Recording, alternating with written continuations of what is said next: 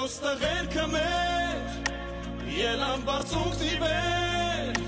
զոհվել չկա տղեր։ Սուրեն Բենգիսարցեն ծնվել է 1985 թվականին նոյեմբերի 17-ին Մեղրի քաղաքում։ 2002 թվականին ընդունվել է Մեղրու թիվ 2 միջնակարգ դպրոց, ուսումը շարունակել է Մեղրու պետական քոլեջում։ Երբ սկսվեց Արցախյան երրորդ պատերազմը, շրջանի պաշտպանությունը հանձնելով ընկերներին, մեկնեց ջրական։ Սիրված և նվիրված երիտասարդը միշտ պատրաստ է եղել պաշտպանելու իր հայրենիքը։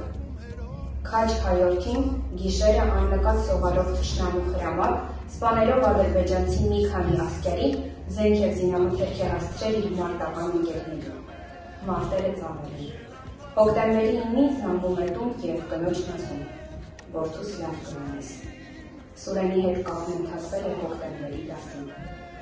Ցավոք նա թշնամու աչքից չի գրիպել և 2020 թվականի հոկտեմբերի 10-ին հայտնվել է